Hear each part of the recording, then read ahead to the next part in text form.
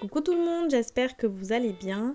Je vous retrouve aujourd'hui dans cette vidéo pour vous montrer deux cartes qui sont très faciles et très rapides à réaliser.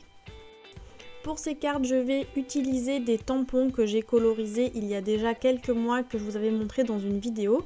Si vous l'avez raté, je vous la remets juste en haut dans le petit i pour que vous puissiez aller la revoir. Comme vous le voyez, la base de la carte est déjà toute prête, elle vient de chez Action. Et pour décorer le fond, je vais ajouter simplement des bandes de masking tape. Ce sont des cartes que j'ai utilisées pour souhaiter les vœux à mes proches pour cette nouvelle année. Cependant, vous allez voir qu'elles peuvent être utilisées pour plein d'autres occasions parce que je n'ai pas du tout écrit les mots bonne année ou Happy New Year. Je trouve ça un peu dommage d'acheter des tampons ou des stickers vraiment dédiés à cette occasion, puisqu'il s'agit de faire une dizaine de cartes dans l'année. Je ne me vois pas l'envie d'investir dans ces tampons. J'ai seulement une planche de tampons qui contient des éléments pour Noël et la nouvelle année dans mon stock, mais ça fait déjà des années que je l'ai, j'en ai un petit peu marre de refaire tous les ans avec ceci. Donc cette année j'ai décidé de ne pas m'en servir et de faire des cartes bien plus basiques, bien plus générales si on peut dire ça comme ça. Mais vous allez voir, elles peuvent être tout à fait adaptées à une utilisation pour des cartes de nouvelle année. Une fois que mon fond est prêt, je viens prendre de la mousse 3D pour coller mon petit ourson à ma carte, ce qui va me permettre de rajouter de la dimension à celle-ci. Si vous n'avez pas la possibilité d'avoir des tampons que vous pouvez coloriser et ensuite découper, vous pouvez tout aussi bien utiliser un die cut ou un sticker avec un petit élément, une forme, un personnage qui vous plaît pour pouvoir réaliser très facilement ce genre de carte. Je voulais rajouter un message sur le devant de la carte, donc comme je vous ai dit, pas de bonne année ou quoi que ce soit. J'ai pris cette planche de chez Craft Paper, c'est la collection Snow and Cocoa que j'avais déjà depuis l'an dernier, que j'ai quasiment pas utilisé. Donc c'est vraiment le moment de s'en servir puisque ce sont des phrases adaptées à la saison hivernale, donc je me suis dit qu'il fallait que je m'en serve maintenant, sinon après elle allait encore passer un an de plus dans mon placard sans que je m'en serve.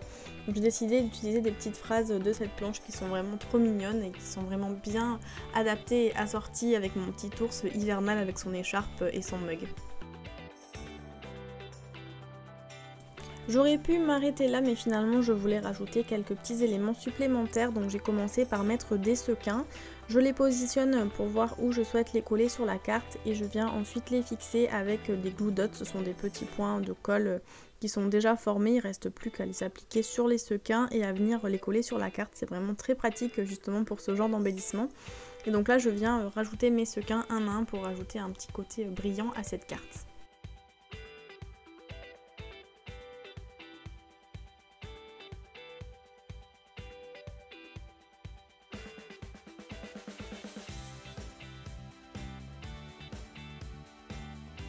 Je pensais m'arrêter là pour cette carte, mais finalement je suis revenue dessus puisque je souhaitais rajouter une petite bande de washi tape rose à paillettes. Je trouvais qu'il manquait quelque chose sous les écritures, sous les messages que j'ai notés, donc je suis simplement venue coller une petite bande par-dessus dans les tons de cette carte pour ajouter une matière supplémentaire et un effet supplémentaire à cette carte. Voilà pour cette première carte, elle est vraiment très simple et très rapide à réaliser. De plus, il faut vraiment très peu de matériel, donc vous voyez, elle est vraiment à la portée de tous. On passe maintenant à la seconde carte, donc j'ai repris une base de carte blanche de chez Action et cette fois-ci je vais découper un papier aux dimensions de la carte légèrement plus petit, histoire qu'on voit un contour blanc puisque moi c'est ce qui me plaît davantage. Et je vais recouper tout ça avec mon mini massicot pour avoir la dimension qui convient. Je viens ensuite coller le fond que je viens de découper sur la base de ma carte avec le roller de colle de chez Action.